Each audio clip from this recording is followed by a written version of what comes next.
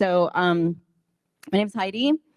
I'm a mom to some pretty amazing kids, and I don't know how many in this room have ever been to this thing called ShmooCon besides all the people up here at the front table who are all my friends. A few of you. If you've been to ShmooCon, there's a thing I ran for 20 years in DC. It's a conference, brought people together in DC, to 2,300 people every year. So most of you, if you come there, you saw my kids grow up on stage, right? So it's probably one of the things I'm proudest of is being a parent. My husband's in the back providing ad hoc tech support to the folks back there to get us up and running here today.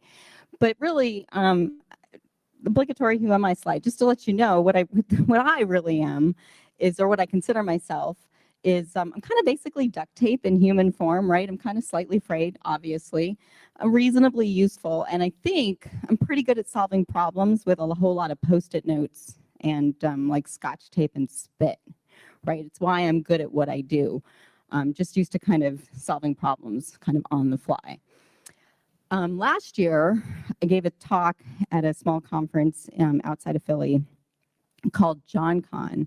It's run by a friend of ours named Russ Handorf. And I gave a talk there about words and why words matter. And it's because of that talk that I think I was asked to come and speak here. For like the three of you who were there and saw that talk, you're probably surprised Bruce is running my tech support. So I'll tell you a little funny story about that.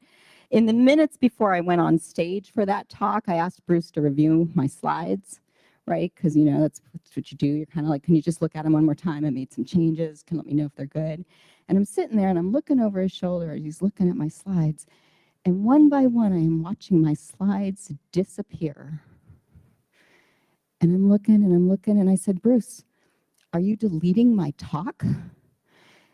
And he looks up at me and he looks down and he goes, yes, I am. And he had deleted my entire presentation about 2 minutes before I was supposed to go up on stage. So I didn't let him touch my slides today. Thank you, Bruce. But he is back there acting as my ad hoc presenter from the back because we don't have a link between the streaming and what I'm doing up here on stage. So he's clicking at the same time I click. We'll see how this goes. Anyway, so again, the talk that I'm giving today is somewhat inspired by the talk I gave at John, which is that words matter. But today we are expanding on that, and we're going to talk about books and shelves. Bruce and I have a company together. It's called Turngate. It's mostly Bruce's. I just work for him. And at Turngate, we have a concept that we call the well-organized shelf. I don't know, I'm hoping you can kind of read what's on the screen there, but the most important line up there is sort of the start of the third paragraph. Turngate's well-organized shelf is a collection of thoughts, values, and ideas that we use to drive the company, right? We use this metaphor of a shelf to help us set culture and expectations for our employees and for how we want to be as an organization. It's ideals, it's who we are, what our values are, but it isn't about perfection. It's really about intention. So we use those ideas going to set this pace of who we want to be as we move forward as a company. And at Turngate, we label those shelves. So these are our shelves. We have the good company shelf, the good human shelf, the effectiveness and efficiency shelf, security shelf, and the clarity and simplicity shelf. But these shelves don't really mean anything if the books, quote, the books inside don't actually reflect what's on those shelves, right? So just as an example, the good company shelf, one of the books that's on that shelf is this idea that diversity of experiences equals a stronger company, right? Our users, we're building a product, our users come from all kinds of backgrounds and experiences, and therefore, if our employees do the same, we can model behaviors and we can build a product that actually meets the expectations of our customers, right? It also lends voices to our creative processes. So that's one of our good company shelves, or books on the good company shelf. The good human shelf. A couple of books that appear on our good human shelf are the idea that we embrace failure at Turngate. Embracing failure. If we recognize that the times when things don't go well are often an opportunity to learn, improve, and get stronger. That can only serve to make us better as a company, right? Like we don't look down on when things go badly. We just use them as a time to improve upon our processes and make things better in the future. Also on that shelf is kind of one of my favorite phrases. I use this a lot when I work with volunteers, when I work with kids, is my lead with kindness mantra. This is not about being nice, right? Because leading with kindness means a lot of different things. It mostly just means starting with compassion. Sometimes it means being honest. By no means does it mean just being nice, right? But we do lead with kindness at Turngate. One more example from the Turngate shelves is our Clarity and Simplicity shelf.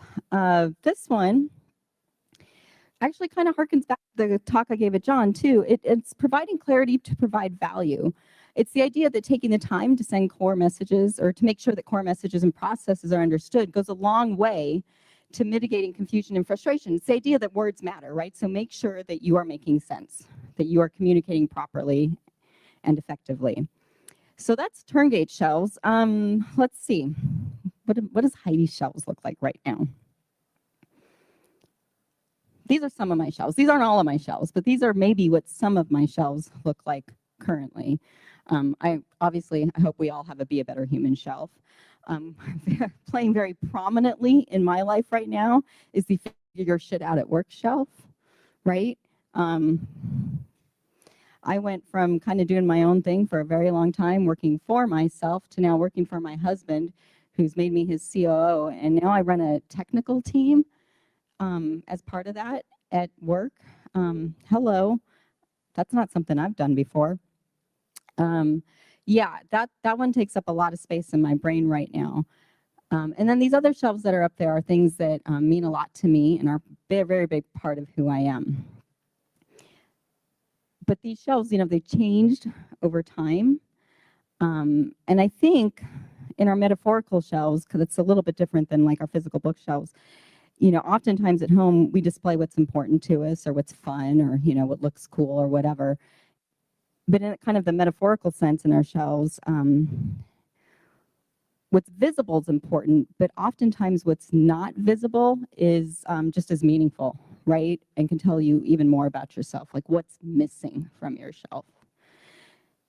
And I think in our sense of self, our shelves should kind of always be a reflection of not only who we are and where we've been, but also where we want to go in the future. So where did our shelves start? Our shelves kind of come pre-built, right? They come from all kinds of influences when you're young. Primarily, it probably starts with your parents, and an extension of that, your family. Then it comes from school, friends, culture, probably religion. These are some of my earliest books. So I want you to think about what started on your shelf when you were young, right? Likely, some of what you were taught early or what you read early, what you ingested early, became very foundational to you, and maybe a lot of it in the end ended up kind of being propaganda, right? In the books that are here, this one's kind of funny to me. I read at a very, very, very incredibly early age. I don't remember learning how to read. So as much as I have like, what is that, Richard Scarry and like the little golden books and whatever, what are those called? The brown ones there, which are like, would predate me. Those are like from the 1800s, but my dad thought that was a good way to teach me how to read, I guess. But because I remember those, but I remember reading them after I learned how to read. The first book I remember reading is The Lost Horizon. And I was like 4. Okay, and I don't know, has anybody read that book? Nobody in this room has read that book? Okay, so that is like a utopian, like the guy crashes the plane in the mountains and he like finds Zen and, a whole thing. It's like a total utopian book, right? And it is way above your pay grade as a 4-year-old. And what I remember about this book as a 4-year-old is there's this whole quote about llamas and how like they are pursuing wisdom and future, and how somebody thinks if they're doing that, they're not doing anything at all. But in my 4-year-old brain, I thought they were talking about, the spitting animal llamas. Took me a long time to know that that's not what was happening in that book. Let's see, what else did I read, or what was foundational for me as a kid? Roll of Thunder, Hear My Cry. A lot of people read that in school. Do they still read that in school today? You don't know. Anybody in here read this? I think it's on the banned book list now, so who knows? You read that book. This was pivotal for me as a kid. I can still remember to this day the poem that starts at, I believe it's chapter, somebody will have to check me on this, I want to say chapter 11. Roll of thunder, hear my cry, over the water by and by, old man coming down the lane, whip in hand to beat me down, but I ain't going to let him turn me around. Now, I can't claim to know, the story of that complete, race and culture, but I did experience prejudice as a child, right? And I did know what it was like to be discriminated against for my race and my culture when I was young. And to be frank, I was also discriminated against because people assumed I was another race and culture when I was young. So when I read those words in that book, I was kind of able to borrow that strength, and that grew with me as I matured and became an adult. So that was really super influential for me as a kid. And I read that in school. I want to say elementary school for me. How about this one? Wrinkle in Time. Okay, good, okay. So Madeline Lingle, I actually got to meet her when I was in middle school. She came to our school as an artist in residence. Actually, I don't think she was even an artist in residence. I think she was just traveling in Alaska, and then to probably use some of her travel expenses as a business expense, she stopped in and did some talks with students. So I got to spend 4 hours with her one day. But, I think if you're even remotely nerdy, you kind of love her books as a child. And she's for me, she was kind of like the OG Tesseract, right? Forget this Marvel crap. That was the OG Tesseract, except it's not, because then when I was older and in college and I read, what was it, the math book, flat line, flat something. That is actually the OG Tesseract, right? Math nerds, anybody? Flatland, thank you. That's the OG Tesseract. I learned that a lot later. Okay, World Magazine. Where's my older folks in here? World Magazine, thank you. They're all up front. See, we're oldie folks up here. World Magazine, I lived in rural Alaska growing up, and my parents, thankfully, we didn't have a lot, but they did spend money on things, books, and magazine subscriptions. You can do it, Heidi. Because I was such a voracious reader, and we lived in really small towns, and I read through the library. So what World Magazine taught me was that, frankly, the world was larger than what I saw around me, right? It allowed me to see far, far further than my front door at a time when I was very, very young. Now, to be fair, I'm also sure it was World Magazine that taught me that I'd probably have the opportunity to live on the moon by the time I was 35. That clearly didn't happen, but that's okay. I'm not actually sure I would have taken, but I don't think I would have done that anyway. But what about books that don't have a title on the spine, right? This metaphorical sense of these books, right? Ones that showed up in my formative years, or ones that showed up over time. For me, I'm going to stare at my husband when I say this one. One of the concepts that I grew up with that I had to work hard to change in later in life was the idea that anger equaled goodbye, right? So somewhere along the way, I was taught and I learned that if I got angry or someone got angry at me, that I had to leave. It wasn't that people left me, it's that I had to leave, right? Eventually, through maturity and time and work,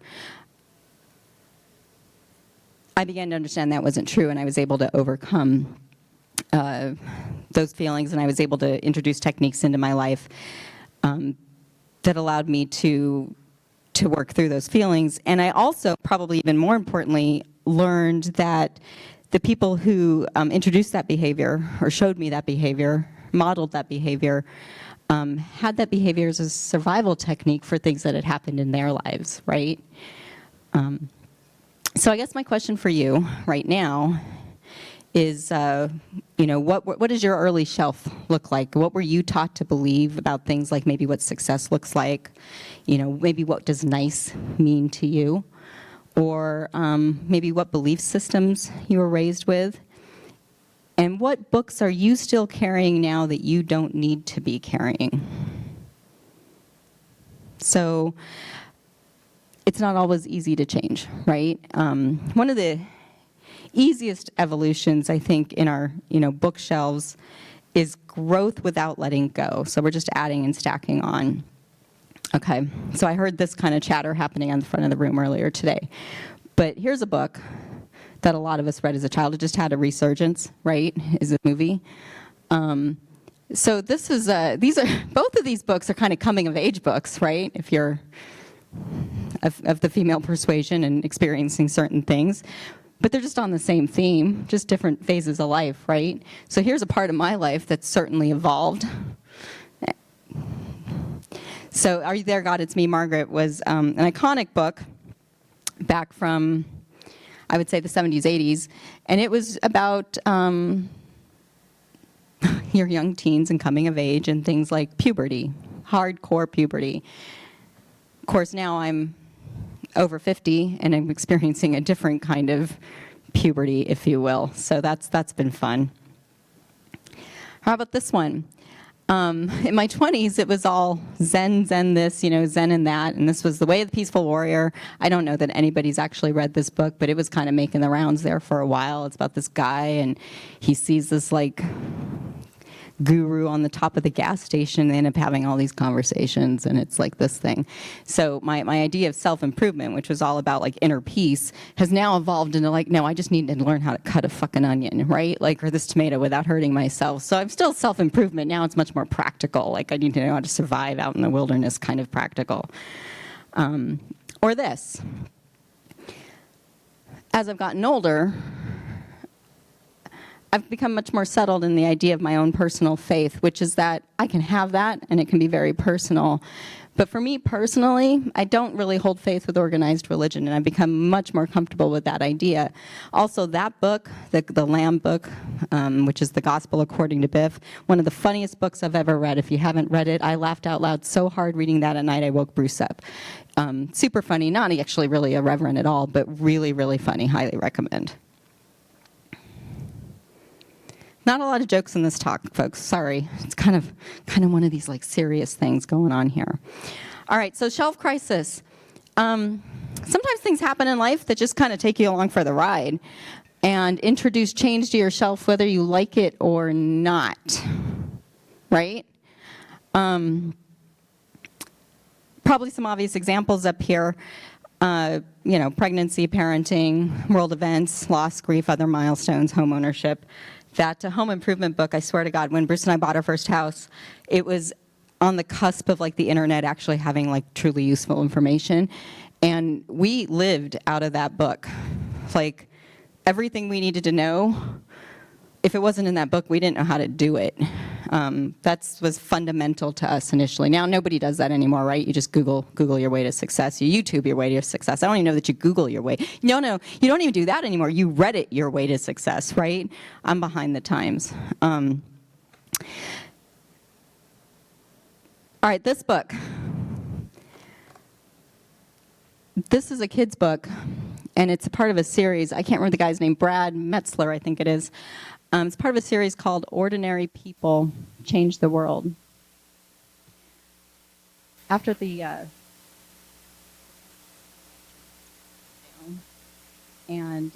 one of the ways that I often combat big feelings and hard emotions is I'll go out and I just try to do something good, or I try to put good out into the world.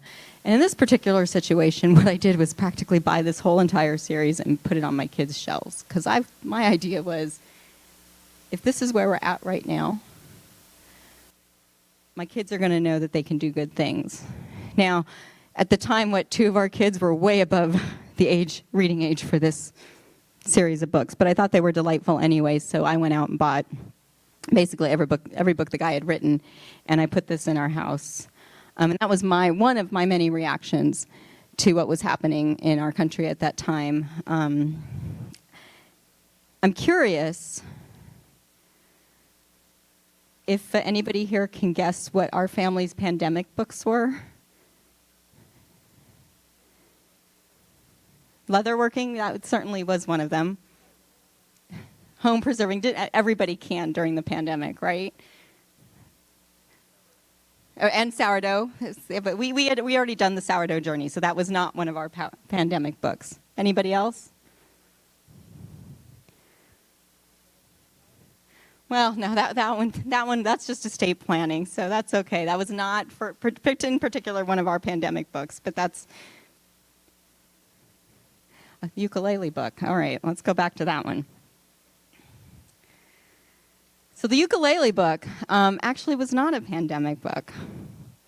The ukulele book, so did you see what I did there? I led you right to that. The ukulele book was actually a different journey of mine. I was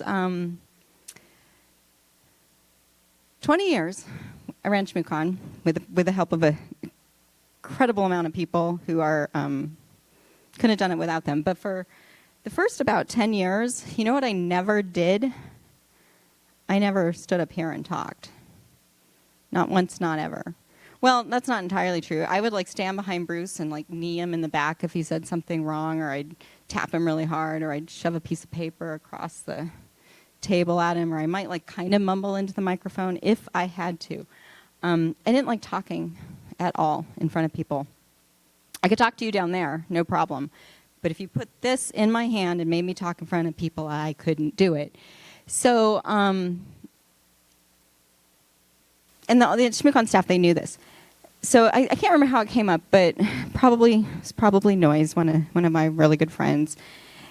And she was joking with me one day, and she says, Heidi, I think you should make yourself a goal of playing the ukulele for the ShmooCon staff at some point. And I went, okay, I can do that. I'm going to do that.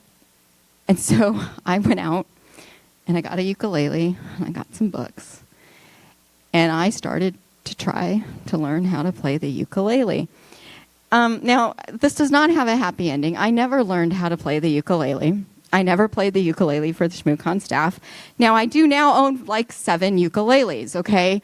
I don't know why.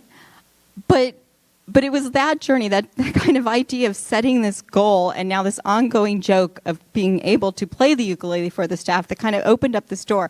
And I don't even know how that kind of became that bridge between I'm going to do this thing for the staff, which means I have to talk to them in front of them in the microphone and actually communicate with them, to me getting up on stage and being able to do things like this. But that was the pivot point for me, was this decision that I was going to put this goal in front of myself. Now, Frank, I'm still going to do it. I'm going to do it. Bruce has made me promise I'm going to do it. And here's what I'll tell you, that I also recently bought a harmonica book. I don't know. Maybe I'll play both at the same time. That'll be fun. Oh, we got stuff. And then, I already brought up this, but my point with this one is that sometimes it's not a moment. This isn't a moment, right? This is a process, and it's not an easy one, and it's not one that gets talked about often enough. So, sometimes these shelf crises, it's not a single thing that happens. Sometimes it's like an evolution in and of itself as these events go on. So, just keep that in mind, right? It's not maybe just a trigger event, right? It can be a trigger 10 years, right? All right, so what on your shelves no longer deserves space? We're going to go through a few examples here. But I think the lesson on this slide really is that you really kind of need to stop renting out space on your shelf to outdated stories, right? This goes back to some of the things I mentioned before. Maybe those metrics of success that you don't agree with, right? Things like that. you need to be asking yourself, does this reflect who I am, who I want to be? Am I doing this out of guilt or habit? Would I recommend this to people I care about, right? Keep in mind, again, we're going to jump back and forth between literal books and metaphorical books, right? But it doesn't really matter because it's kind of all the same, in my opinion. What we read, what we watch, what we ingest shapes how we see the world and how we interact with it, right? And then it starts to show up. And it turns into what we give back to the world in a lot of ways, right? So here's something that I no longer make space for. Okay. So this is the book that shall not be named. Thank you. That I happen to share a name with.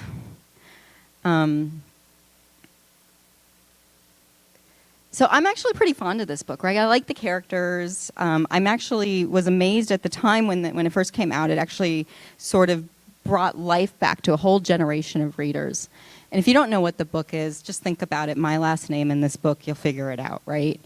I named my dog after the main character. I mean, this is a whole thing, right? My dog's name was H-A-I-R-Y. Does that help? I don't know. But yeah, this book, I mean, so again, I loved all the characters. This book it revolutionized a whole generation of readers. It actually brought kids back to books. And I can admire all of those things. But the bottom line, the real bottom line for me in this book, and this is not necessarily even the book, but the author, is that I'm the mama of a trans child, right? And trans rights matter the fuck all to me. And this book no longer has any space in my life. So it's gone, right? No, it no longer has room on my shelf. What about this book? Does anybody know this book? This is an old book. Bob might know this book as the oldest person in the room.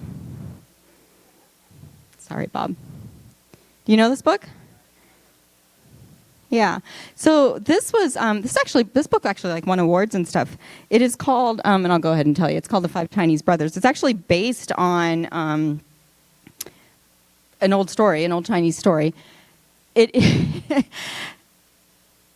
And on its surface, it's kind of this charming story of these identical brothers who come together and they have teamwork and they're trying to save one brother from the death penalty because of a horrible accident that had occurred. I don't know. You think you're reading the story and it's kind of this charming story of teamwork and family, and then you're kind of like, wow, I'm actually reading this to my kid. But that's not actually the reason why it became kind of fundamentally bad. It's just the depictions in this are actually kind of a little bit racist, right? So not so good there. Yeah, no longer on my shelf. Yeah, solidly racist. I said that a little tongue-in-cheek. But also, since when did writing a story about avoiding the death penalty become a kid's book that you read to 4-year-olds? I don't know. I think the original legend, probably great story, and probably has a moral, but to turn it into a toddler book, I don't know. I don't know. How about this one? Does anybody know this book? I know, I fuzzed all the covers. This is hard. Mists of Avalon by Marion Zimmer Bradley. Anybody read that? You've read that. I read this book while I was pregnant with our oldest child. So Bruce helped me out 28 years ago. Thank you. I got my kid's age right. And this book has a lot of meaning to me. Not really. I mean, the book itself was fine. It was great. It's kind of a King Arthur, I don't know, fantasy kind of, whatever. But it was important to me because of the when I read it. I was big in my first pregnancy. I was sick all the time, and I was in bed, and it just allowed me to kind of escape and, recenter myself during that time. So a couple of years later, I learned that after her death, she was accused of being complicit to the abuse of her own daughter, but not only her own daughter, but other children as well. Now, this is an unconfirmed allegation, right? And so for me, this was actually a book I had like displayed in my home because of what the book meant to me because of when I read it. And ultimately, I had to make a choice. Didn't know for sure, but ultimately the idea of that made it something I no longer wanted to have displayed in my home. So, you know, I removed it from my shelves. So what are some kind of like maybe not physical book examples of this? Here's a really easy one for me. And you may laugh at this one, I don't know, or at least slightly chuckle under your breath. How about Chick-fil-A waffle fries? Like, I freaking love Chick-fil-A waffle fries. But you know what I haven't eaten in a really long time? Chick-fil-A waffle fries, right? I just don't believe in supporting their business. Now, will I eat them? I have eaten them probably twice in maybe, 15 years, because it's been like the only thing on the road and I'm on a long road trip, right? Like I will not starve myself, okay? I'm going to be a little honest about that. But for me, that was an easy one because it was easy. Like there wasn't a whole lot of self-sacrifice in giving that one up, right? So I'm not like telling you that this was like, look at this hardship. It wasn't hard. Wendy's was across the street, right? But that's one. That's one I gave up.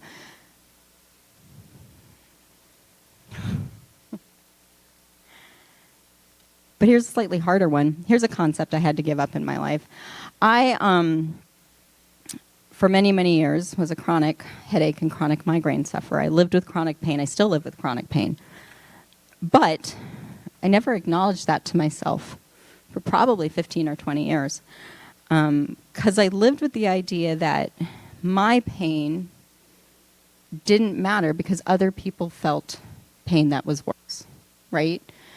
Other people suffered things that was so much beyond what I was dealing with that my pain didn't matter. So I would just deal with it, and oftentimes didn't actually seek real treatment for many, many years beyond like the onset when I was very young. When I finally began to accept and even use the words chronic pain was when I was able to kind of allow myself to go seek treatment, to do better things for myself, and actually finally become moderately pain-free for the first time in years, a couple of years ago. So that was phenomenal for me. But I had to accept that my pain mattered, right? So that was a concept that I had to let go of, right? And it was a tough one for me, because I never thought that I was suffering as much as other people. And I wasn't necessarily so, but my pain was still my pain and I needed to deal with it. Now, I just want to say real quick that none of this, especially this, is really for me about cancel culture. It's not about that. It's about getting rid of what's not working for you in your right now. That's what I'm talking about, right? And it's not even about erasing my experiences with any of this, right? I will always have the memories of reading that book and being pregnant, or reading this terrible book to my children, because I loved reading to my kids, right? So it's not about that. Like, you have to remember where you came from to know where you're going, right? All right, so what does deserve space on your shelf? What beliefs or ideas do you want to grow, and what voices do you want to amplify, right? For me, personally, this can often look like learning from our past. This book is the story of Emmett Till, 14-year-old boy who was lynched. This book, I kind of have this weird thing with books sometimes. When Bruce and I got engaged, we went to, this is going to be like a happy story to a sad story. I don't know. We're just going to go with it. We went, the internet didn't really have all the useful stuff on it quite yet. So we went to the bookstore to get books about weddings so we could plan our wedding. And we randomly picked a book off the shelf. And this particular wedding book had like case studies in it, like case studies of weddings, examples of weddings, and all the chapters were named by couples. And I randomly pick this book off the shelf and randomly open it up, and I open it up to the Bruce and Heidi chapter, as if the universe wasn't hitting me over the head that I was supposed to marry my husband. This particular book I bought, sat at home for a little while, and then I picked it up and started to read it, and I realized I had started to read it on the anniversary of Emmett Till's death. So that was kind of cool, in a not cool kind of way, but it was an interesting read. So learning from our past is kind of a big resonating thing that I do in my life. But I also like to look forward. This book was a gift from a good friend of mine who read it and said that he saw a lot of things in this book that reminded him of me. And so he wanted me to read it. Now, I read the book, and then I actually joined an online book club with the author, so I got to talk to the author a fair bit, and then got to meet a lot of other people who also liked this book, and I've since gifted this book to a lot of people. So it's just kind of a new way of kind of putting your life in perspective. It's not a hard read. It's just, I don't know, it's just a fun, easy book that it does give you a little bit of homework along the way, but nothing hard, kind of like it. But what was fun for me about this book is that I got to do it with my friend, right? It was something we got to do together. And then kind of going back to that shelf I talked about at the very beginning, the figure your shit out at work shelf. This is just an example I threw up here. How many people have read this book? Okay, you should read this book, right? If you're remotely close to DevOps or IT or anything. It's a novel. This is a novel, right? It's funny. You can listen to it on audiobook. Actually, it's kind of fun to do that in the car. But it is very adjacent to the type of work that we do. I wouldn't even say it's not even the type of work we do, but it's like the type of work that our customers might do, or just kind of developing in general, writing code, whatever. It was fun. It was fun to listen to, fun to read. I've done it twice now. Just kind of add some fun perspective. So again, it's just, I have many more books on that particular shelf, but this one's kind of fun. So making room for new voices, new tools, challenging perspectives, things that bring joy.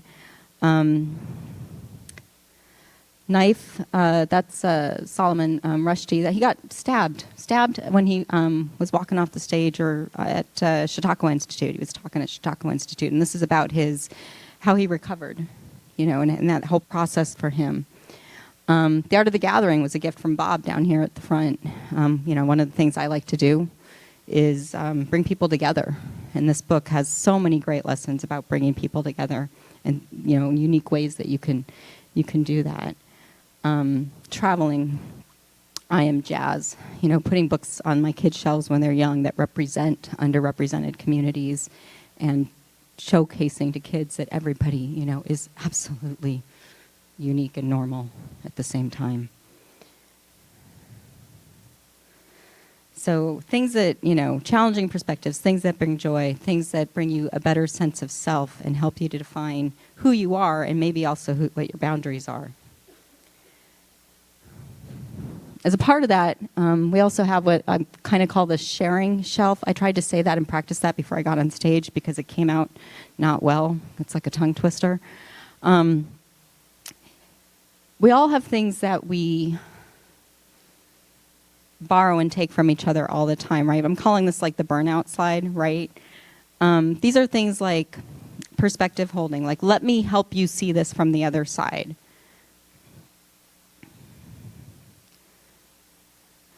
Oh, Bruce, I got ahead of myself. You can ignore those. I didn't mean to click on those slides yet. Sorry. Emotional regulation. It's your turn to freak out, so I'm going to stay calm right now. While you freak out, I'll stay calm, and then we'll take turns, right? Like you get to be calm. We do this for each other, right? Or trust capital. People borrowing against your reputation. The name drop, right? This happens a lot. So what do I lend out? I mean, I lend out things on this list all the time. I also I borrow this stuff from people. But okay, now we can do the first one, Bruce, knowledge share. Knowledge share. One of the things I do a lot is I talk to people about conferences, right? I meet on average at least once a month with people who are either running a conference, starting a new conference, and I lend them everything I know. They have a question, I'll answer it. You want to start a conference? I'll tell you everything I know, every mistake I've made. You can take it or leave it, lump it, I don't, whatever. But if you have a question, I'll give you my honest answer. And I'll help you make any assessment over any situation you've got. And I have no ego in your game, right? That's something I do. That book, the Phoenix Project book, after I read that again for the second time, I sent it to everybody in my company. And uniquely, it had an impact, at least on one of our employees this time, and we just went through a round of setting up whole new processes at our company, in part because they read that book. And that's what Knowledge Share is about, right? It's hoping and changing and sharing knowledge. Okay, now we're on memory management. We all do this one, right? And Bruce and I do this all the time with our kids. Like, did you remember to set up that appointment? Oh my gosh, one of us has to take them to rehearsal, But we do this with our friends too, right? All the time. And I will tell you that I am not as good at this as Bruce is. Everybody thinks I'm the better one at this, right? The only reason I am better is because I use my calendar. He's not even looking up.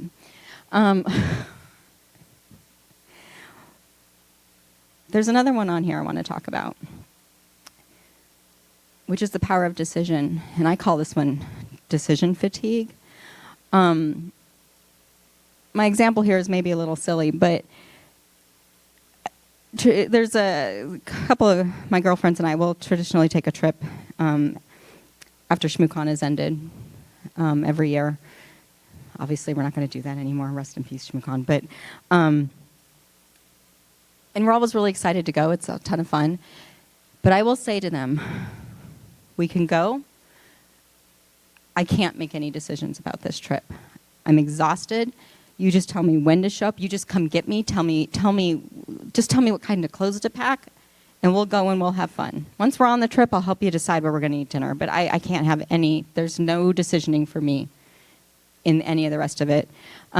These two up here will tell you sometimes when we're out and about at events like this, there's so much going on, or maybe I've got, we'll take turns. If we have stuff going on, we're like, dinner? We're like, yeah, dinner, but not my turn. Somebody else is in charge of that tonight, right? Like it's the finger on the nose, who's left. Decision fatigue's huge in my life. When you are often running herding cats, controlling chaos, decision fatigue becomes really real.